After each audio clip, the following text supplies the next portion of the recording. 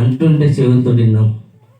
ప్రభు మంచిగా మార్చి నన్ను తీసుకొచ్చి నగరికల్ పట్టణం నిలబెట్టి బిడ్డల పెళ్లి చేశాడు, నిలబెట్టాడు. పనికిరా నా జీవితం ఆయన ఒక పనిముట్టుగా చేసుకొని ఆయన నిలబెట్టుకున్నాడు. ఆయనకి మహిమ కలుగును గాక. ఏమిచ్చి రుణం తీర్చగలను నేను? ఏమి ఇద్దామన్నా నాది ఏం లేదు. బ్రతికినంత కాలం, నా గొంతులో ఊపిరినంత కాలం ఆయన స్తుతించడమే నీయడం. నా ద్వారాగా ఆయనకు మహిమ కలగాలి, ఇంకా అనేకుల ద్వారాగా మహిమ కలగాలనే ఒక ఆశే. అదే మనం ఇచ్చేది. కానీ మనం ఏమిస్తాం? ఏమి ఇద్దామన్నా ఏముంది నీ కాడ, నా కాడ?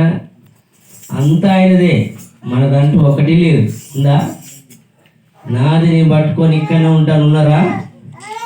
అంతా వదిలిపెట్టిపోయేవాళ్ళు. అది ప్రభు మంచి ఆయన పిలుచుకొని ఇక్కడ నిలబెట్టుకున్నందుకు ఎంత ధన్యును.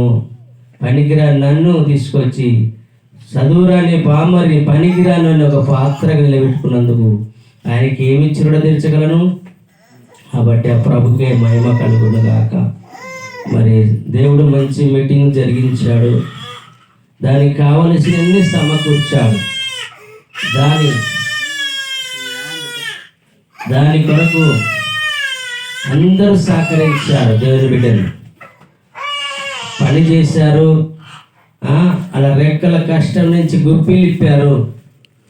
అది నేను ఎలా కోరుకొని అడిగినావు ప్రభుని, అలాగే జరిగింది. ప్రభువా, నేను ఎవ్వరికి చేయించబోద్దుగా నువ్వు ఇచ్చిన బిడ్డలే ఈ సంఘమే దీవించబడాలని అడిగాను. వారి నుంచే దేవుడు ప్రేరేపించి మీటింగ్ జరిగించారు. కానీ ఎక్కడ పోయి నేను వినాయక చెవిత అడిగినట్టు అడగలేదండి. సందాలు హల్లెలూయా. ఈ చిన్న సంఘం నుంచే జీవజలం ఊట పుట్టాల ప్రభు అని అడిగిన. అందులోనే పుట్టింది జీవజలం ఊటం. హల్లెలూయా. అని ఆ ప్రభు దయ వల్ల, ఆయన ప్రేరేపణ ద్వారాగా ఆ మీటింగ్ జరిగింది. ఇంకా నూతన సంవత్సరంలో నేను ఒక 3 నెలలు దేవునితో సాహసం చేయాలని ఆశపడుతున్నాను. వారానికి ఒకసారి నీ మందిరాలు కనపడతందుకు వస్తా. మిగతా దినాలు ఎవరికి కనపడకుండా ఎక్కడో ఒక చోట ఉండి ప్రార్థన చేయాలని ఆశపడుతున్నాను. ఒక 3 నెలలు నేను దేవునితో సాహసాలు ఉండాలి, అది కోరుకుంటున్నా. నా ప్రభుతో నేను ఉంటే దేవుడు ఏం మాట్లాడుతాడో, ఎందుకు పిలుచుకున్నాడు, నన్ను ఎక్కడ నడిపిస్తాడో అడుగుదామని ఒక ప్రత్యేకమైన స్థలంలో ఉండి వారానికి ఒక్కటేసారి మందిరానికి రావాలని, మీతోటి పాటు నేను రావాలని కోరుతున్నాను. దాని కొరకు ప్రార్థన చేయండి. ముఖ్యంగా ప్రార్థన ఉంటేనే నేను జయించగలను, లేకపోతే లేదు. ఎందుకంటే నేను ఒక ప్రత్యేకమైన జీవితం జీవించాలని ఆశపడుతున్నాను. ఈ బ్రతుకు నాకు వద్దు, నీతోటే సాహసం కావాలి ప్రభువా అని అడుగుతాను. ఆయన ఎందుకు నన్ను పిలుచుకున్నాడు, ఎక్కడికి పంపుతావు, ఇక్కడే నువ్వు స్థిరపరిస్తే అనేక జనం తోలకరా ప్రభువా, అవమానం కలుగుతున్నది, ఆత్మరక్షణ లేకుండా అని అడుగుతందుకు ఒక్క 3 నెలల టైం నేను పెట్టుకోవాలని ఆశపడుతున్నాను. ఆ 3 నెలలు వారానికి ఒకటేసారి ఇక్కడికి వచ్చి నేను ప్రార్థించి ఇక్కడ వాక్యం చెప్పుకోవడానికే వస్తాను. ఇది వాళ్ళకు ఒకరి గొప్ప చెప్పి ఆ 3 నెలలు నేను కనపడకుండానే ఉండి ప్రార్థన చేసుకోవాలి అని ఆశపడుతున్నా. ఎందుకంటే ఇక్కడ యువతలో ఉండి ఒకరి గురించి ఒకరము ఎత్తిపోసుకోవడాలు జరుగుతున్నాయి.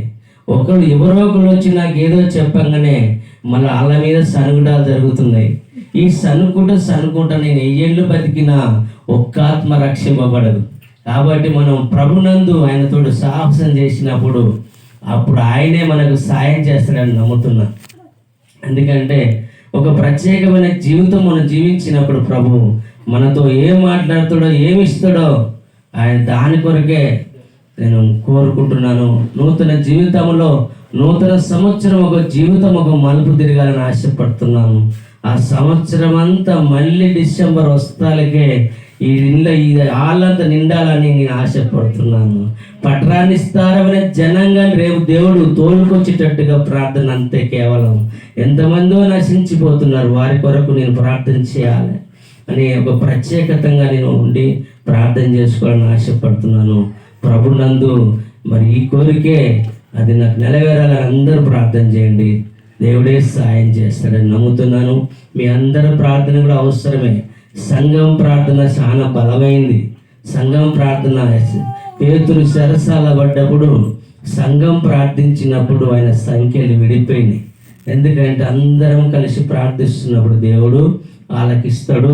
అది ఖచ్చితంగా జరుగుద్ది. కాబట్టి ఆ నిర్ణయంతో బ్రతకాలని ఆశపడుతున్నాను. ఈ దేవుడు మరి నాకు ఇంకా ముందర నడుస్తున్నప్పుడు దేవుడు అనేక పేదలు, అనేక రోగులు ఇక్కడికి రావాలి, అనేక పోషింపలేని బిడ్డలు, అనాథ బిడ్డలు ఇక్కడికి వచ్చి ఉండాలని ఆశపడుతున్నాను. ఎందుకంటే అదే పరిచర్య మనకు.